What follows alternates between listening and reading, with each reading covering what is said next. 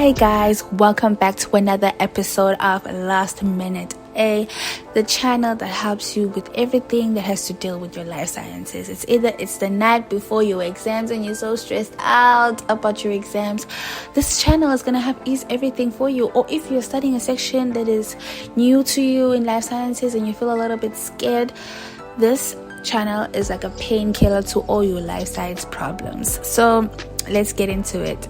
Today we are going to be talking about hearing. This is part 3 of the nervous system, and this is the last part. We are going to be dealing with hearing. We're going to be looking at the structures and the structures of the ear and their function, the sound pathway, balance, and common ear defects. So let's get into the structures and their function. So the ear structures, or the whole system of the ear, is broken into 3 parts. We have the outer ear, the middle ear, and the inner ear. So let's start with the outer ear. With the outer ear, that's mostly the part that also you can see when you look in the mirror, when you look at your ear, and a little bit of the inside. So we'll start with the pinna.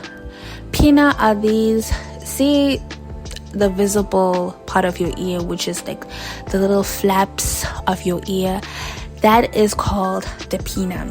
And the pinna, as you can see how it is shaped, it is shaped in this way so that sound waves can able to bounce and bounce onto the pinna and get it directed into your ear. And then when you go into the hole in your ear, you're gonna be traveling through the auditory canal or the ear canal, and that is just the tube or the passageway that allows your earbuds or whatever you use to clean your ears to go inside your ear, and that's where the sound waves go into. So that tube carries sound waves and it takes them to the eardrum. So if you're looking at the structure there, you will see the pinna, and you can see the auditory canal or the tube or the ear canal, and then at the end of the ear canal you have your eardrum. Your eardrum, it's in the name. If you see, like, it's like how when you see if you're playing music and you have your sound system and you can see your speakers, they bounce or they vibrate as the music is playing. That's what an eardrum is like the eardrum is at the end, and it's like a drum. When you beat the drum, when you look at the drum, it's vibrating. That's how the eardrum is at the end of your ear. It vibrates when the sound waves hits it. It vibrates, and those vibrations are what allows for sound to continue to be sent into the inner parts of your ear. So technically, the function of the outer ear is to collect the sound waves and then direct the sound waves into your ear, and the eardrums are the one that converts the sound waves into mechanical vibrations that will trigger other processes in the middle ear. So now we are in the middle ear, right? We are inside your ear. This part you can obviously see. You can't see it, but it's deep inside. You can't even see it. If somebody even looks inside your ear, they cannot see it. Doctors can't even see it through like your ear. So this part, we have something called the ossicles. Those are the smallest bones in your body. The name of these bones are the malleus, the incus, and the stapes. There's also alternative names there on the side. You can use the hammer, the anvil, the stirrup, whatever. But you can see these bones on the image over there, these tiny bones, and which part in what's the name of each bone. So, and also in the middle ear we have the eustachian tube. The eustachian tube connects the middle ear to the throat, to your throat. So I don't know how to explain this. You see, when you touch your outer ear, when you touch your ear, underneath the part, your earlobe, there's this little valley or indentation on your side of your face underneath your earlobes. That's literally where you can feel your eustachian tube. You can't feel it, but that's where it is. It's like when you get sick, or when you're about to have a sore throat, or if you have flu, you normally feel your ear itching, and you can just feel some sort of discomfort. It's like it's in your ear, but not really in your ear. So that's because your eustachian tube is like a passage that connects your ear and your throat. So whatever sickness or viruses or bacteria that are in your throat can travel up your ear, and then you get that irritation in your ear. Anyways, the function of this middle part of your ear is, so firstly, the ossicles. The ossicles help to amplify the vibrations. So the drum, the eardrum, will just turn the sound wave into vibrations. Now the ossicles receive the vibrations, and now the ossicles, what they do is that they turn up the vibrations. Basically, they make it even more so it gets amplified, and pass it on into your inner ear. And the eustachian tube helps to equalize air pressure on both of your ears. So if you ever traveled in an aeroplane, when the aeroplane takes off, your ears start to hurt, like they pop and they start to hurt. And some people have recommended that you close your ears, like with your finger, you mechanically close your ears, and then you almost act as if you are yawning with your mouth closed. So to basically just put in pressure through your eustachian tube, as if you're blowing in air through your eustachian tube by closing your mouth, but acting as if you are yawning, but your mouth is closed. So pop your ears so that it won't hurt you. You won't feel that pain when the aeroplane takes off. It's a lot. But anyways, it just allows to equalize the air pressure, because if there's not equalized air pressure, your ears hurt so badly. And then now we're in the inner ear. In the inner ear, we have the cochlea, which is like the spiral snail-shaped organ, and that organ is filled with fluid and also sensory hair cells. And there's also the semisecular canals. So the semisecular canals and the vestibulum, which help control balance and detect your head position and movement. So your balance, like where your head is positioned. Are you lay down? Are you upright? Are you on the side?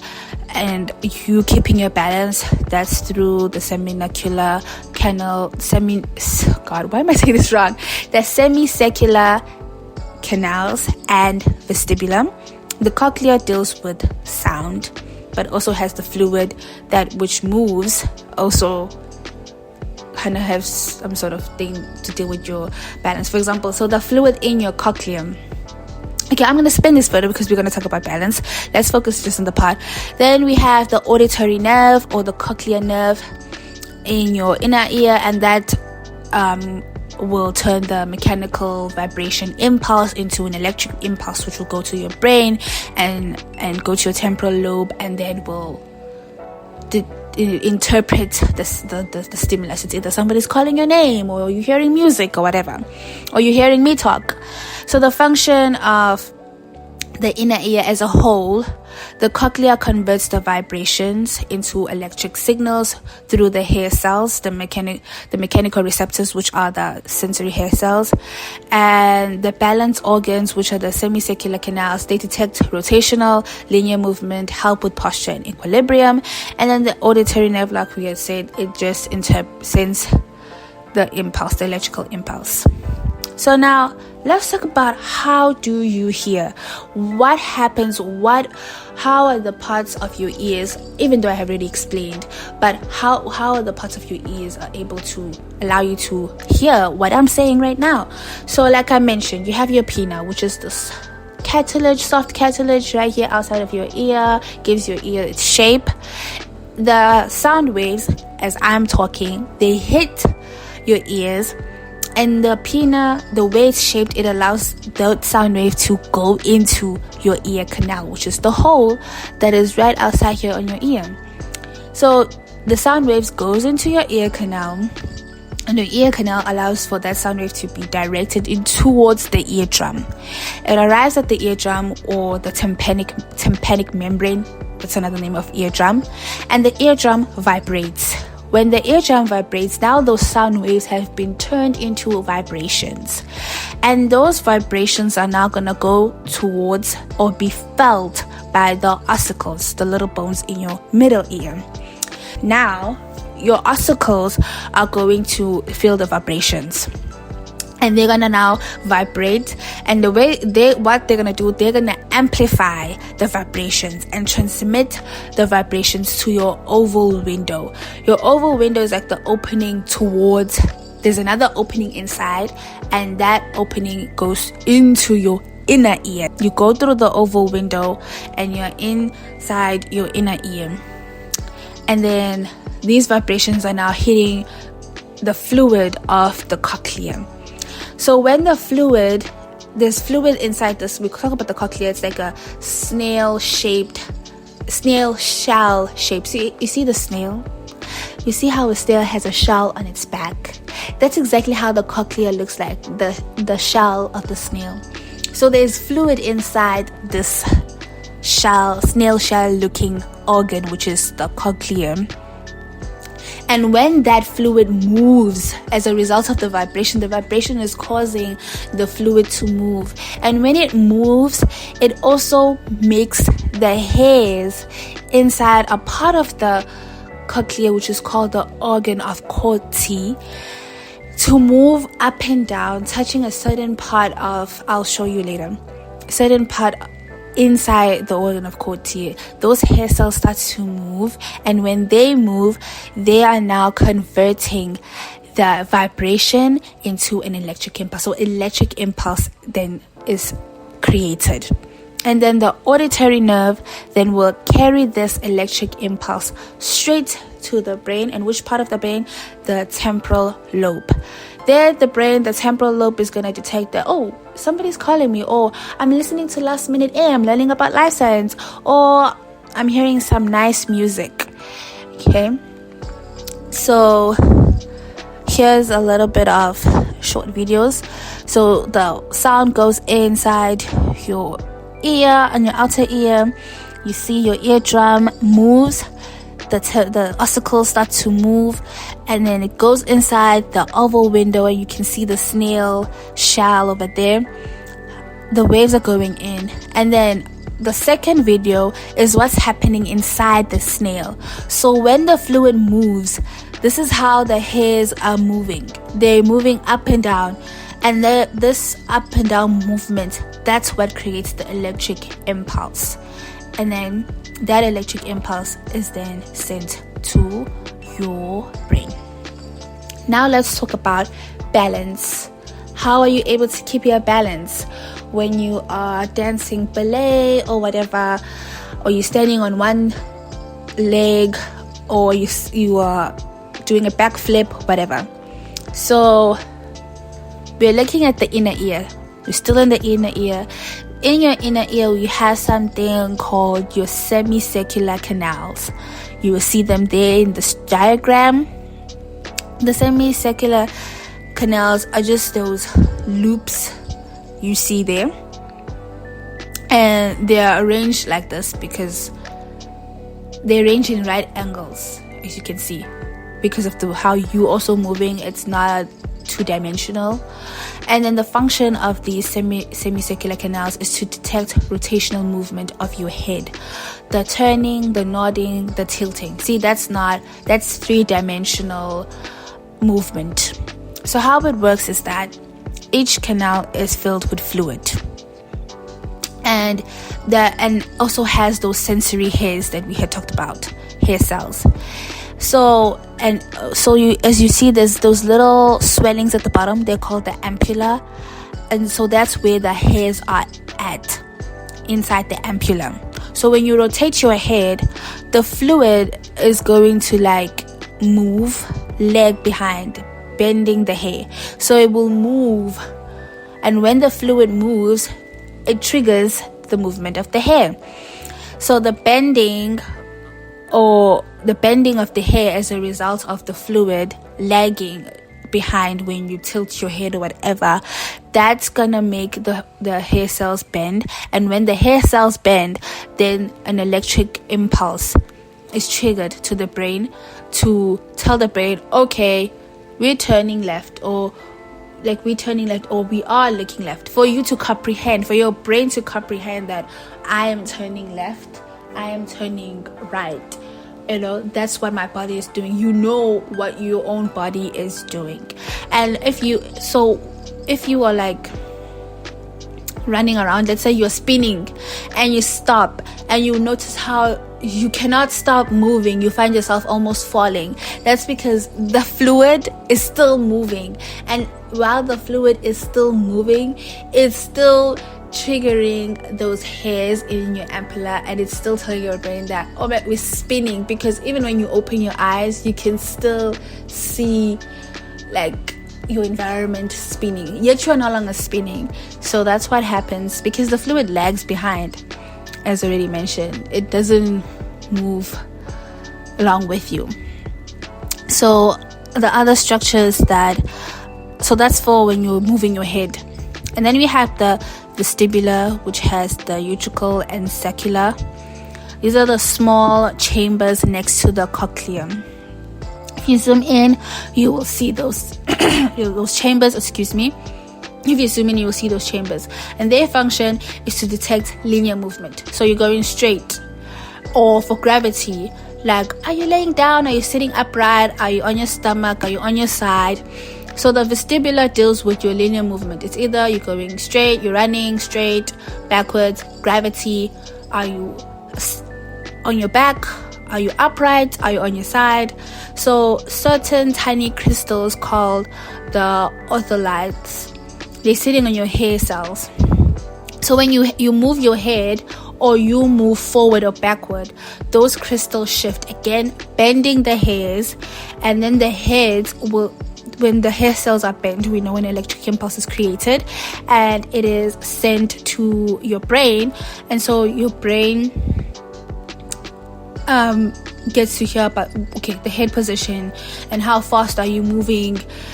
Are you running fast? Are you falling backward quickly? And also this one allows for you to be able to like catch yourself when you fall, because it's able to send that impulse of like, oh, we're about to fall. You need to like move your hands forward so you can catch yourself and you don't just fall straight to your face. This part of balance allows for us to be able to do that. And then so the cochlea really doesn't deal with balance that much, but it does work alongside the vestibular system, because they both send like messages through the same nerve, the vestibular cochlear nerve, to the brain. So they both send information through the same nerve. So that's how they are both linked, and you can see it's more or less almost the same structure. And the brain's role so the part of your brain that controls your balance and your voluntary, like basically makes your voluntary movement precise and be intentional, it's your cerebellum and your brainstem.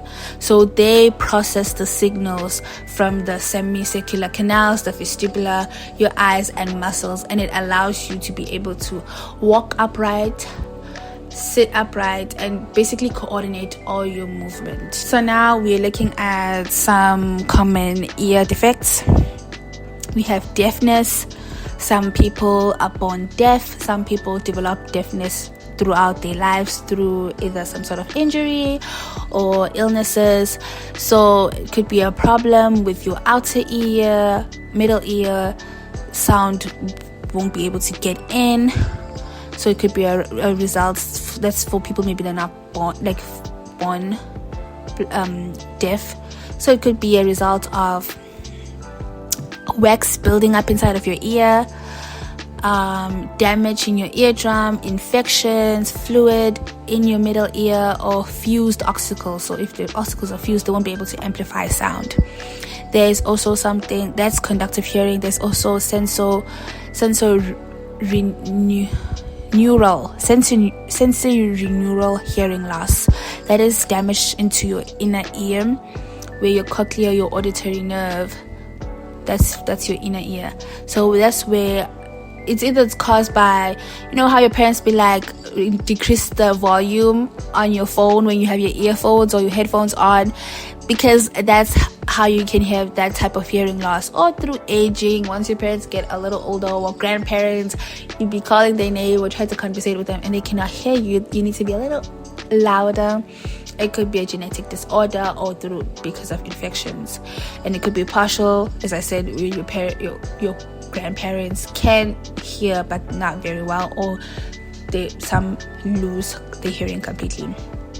And how you can correct this, you can have hearing aids. I'm sure you've seen people with hearing aids, or you get a cochlear implant or surgery. And then we have something called otitis media, or ear infection. This is an infection in your middle ear. I just talked about this. Often as a result of infections like a cold or a throat infection.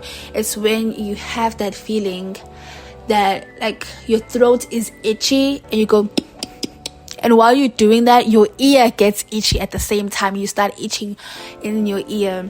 So that's when you have maybe a throat infection, maybe it's your tonsils, whatever, and that bacteria in your pharynx travels up to your eustachian tube, and then you end up having an ear infection. And then that's so painful. Ear infection is so painful.